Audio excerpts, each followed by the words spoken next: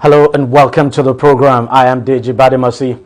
Now, when the Boko Haram insurgency began in the Borno state capital of Maiduguri in northeast Nigeria, no one could have imagined that more than a decade after, the Nigerian government would still be struggling to put down the insurgency. A decade and 1 year after, the insurgency has expanded across the entire Lake Chad Basin area, directly affecting 3 other African states that share direct borders with Nigeria. Chad, Niger, and Cameroon have felt the pangs of Boko Haram and its splinter faction, the Islamic State West African Province, ISWAP. In terms of casualty, the United Nations recently estimated that some 350,000 persons have been killed as a result of the insurgency and millions of people displaced, causing one of the world's worst humanitarian crises. For months now, the Nigerian military has intensified its counterinsurgency campaign with heavy bombardment now targeting top leaders of the group as well as their infrastructure and camps. Now, partly as a result of that, some of the terrorists are giving up the fight. Based on the last figure given by the military, over 1,000 Boko Haram and ISWAP terrorists and their families have laid down their arms to embrace the Operation Safe Corridor, a national rehabilitation, reintegration and reconciliation program of the Nigerian military. But as the insurgents surrender in droves, questions have been asked as to how the government should handle the situation. Should they be given a blanket amnesty, rehabilitated and reintegrated into society? Will the society be willing and ready to receive them, knowing the horrific crimes some of them have actually committed? The so-called repentant insurgents are asking for forgiveness, but will the society be willing to forgive? Now, judging from recent comments of the governor of Borno State and other victims of the insurgency, a very difficult road lay ahead in the process to reintegrate the repentant insurgents into society. But then again, this insurgency war has to end. It's cost too many lives and livelihood, and no price should be too much to pay to end the war so that the long and difficult road to recovery can begin.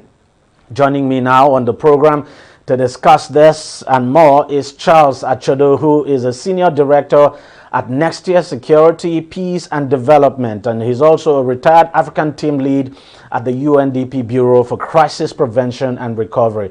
Thank you very much, Mr. Achodo, for joining us on the program. Let me start by asking you, could you, from your experience now, could you paint how difficult this whole idea of rehabilitation now and reintegration of this insurgents who are surrendering, how difficult do you think that process will be? Okay, the critical issue is this trajectory through which we get to that point. If you start from a trajectory that allows you to achieve a comprehensive, negotiated resettlement of the conflict, whereby political will that is driving the insurgency translates into effective command and control. In other words, the politicians or the people supporting the insurgency are able to tell the insurgent commanders to stop fighting and then to start surrendering and turning in their arms. Then what you notice is that the process becomes linear. There is an understanding and agreement that leads to that. Political will is tested when command and control responds to the directives of the backers who are supporting them. Secondly, that allows for access for the return of the IDPs and other war-affected population. At the same time, it allows for the restoration of capacity for civil administration. It allows for the deployment of the capacity for law enforcement. Once that has started happening, you begin to have an organically regenerating society and community. It is in that context that you begin to plan the reintegration and rehabilitation of the insurgents. Now, let me ask you. Now, what is happening? Sorry to interject here. Yes. Let me ask you this. One of the questions many people have been asking is, how are you even so sure that these insurgents are genuinely repentant? That how are you so sure they are not trying to infiltrate the military and all of that? So, I mean, when faced with a situation like this, how can the authorities ascertain that this terrorists who are surrendering are genuinely repentant and are willing to embrace peace? That's the point I'm making. Any surrendering process that does not come out of a total recapitulation of the command and control structures of the fighting forces should be doubtful. What you may be experiencing, it's a group of people being shaded. In other words, Boko Haram, for instance, shading away those they consider a liability, the injured, the elderly, the whatever that they cannot support their fighting anymore. They move them out and ask them to go and but some of the people we have seen, sorry, but some of the people we're seeing are actually not old people. These are young men who... I'm saying, I'm giving you an illustration.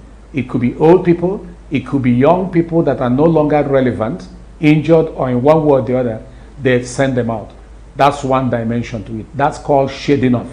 Secondly, there is the infiltration side, whereby you can see them send people, like you've rightly observed, who are able-bodied, but being sent in and used to have access to locations where they have not been able to deploy, okay, or gain access.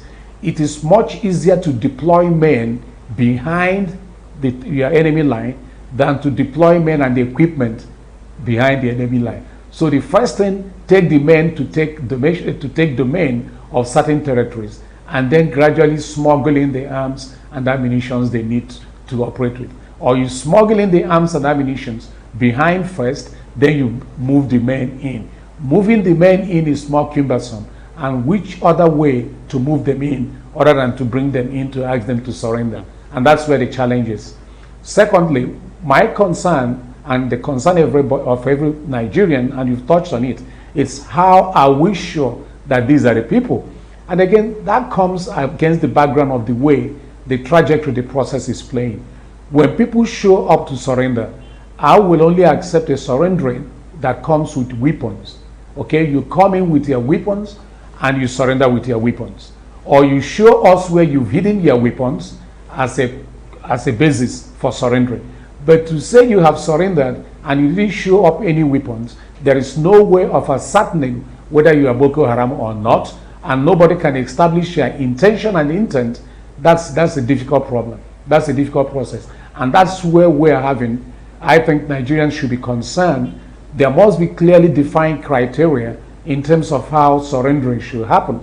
Secondly, if they are surrendering, you will have expected a diminution or a reduction in the activities they are carrying out, in the operations. Okay. Rather, the operations are intensifying and expanding. So they're not losing men. They have the capability to do a lot. Okay, let's even give this whole surrendering thing the benefit of the doubt now, and just say, okay, these terrorists are genuinely surrendering and they're genuinely repentant.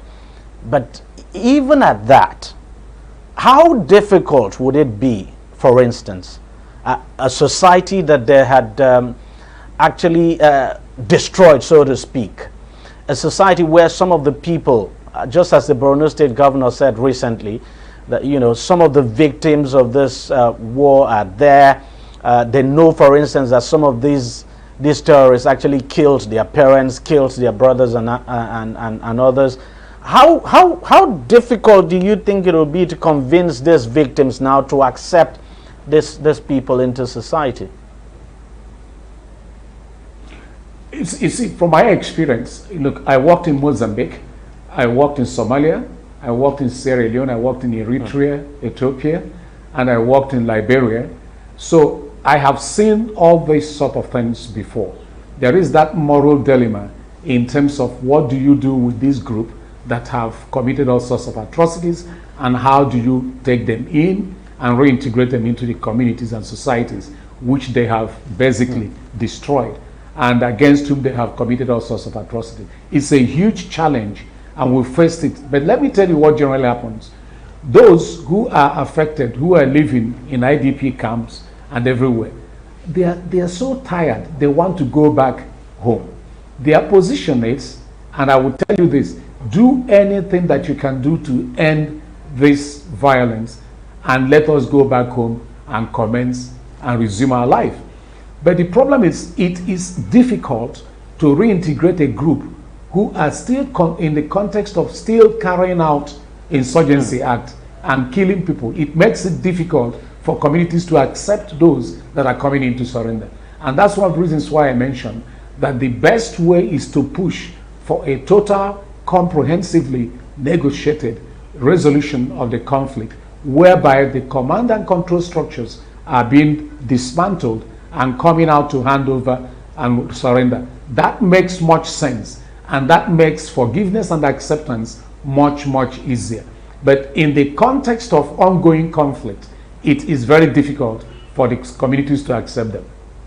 And then the issue of trust is also another point. Precisely, yes. So how does one trust this process, for instance? Now, the challenge I have with the process, and I can tell you based on my experience, is for now, for instance, you can't get from the military what is the criteria for this for surrendering. They must have defined it and established it so that people will know that the people that are coming in to surrender are those who turned in their arms and ammunitions. And we know them. You show the arms and ammunitions they have turned in. In many countries, that is shown. You show that these are the people, these are what they turned in, and these are the groups they are coming in. Or they have provided you information that supported your capacity to conduct meaningful operations against the group. But what is happening now is that we don't have clearly defined criteria by which this surrendering process is being conducted. And that brings a question of trust. Where the process is not transparent, then the credibility of the process comes to question. Mr. Chancellor Chodo, thank you very much for your time, and thank you for joining us on the program. Thank you very much. All right, we'll take a short break now. We'll be right back.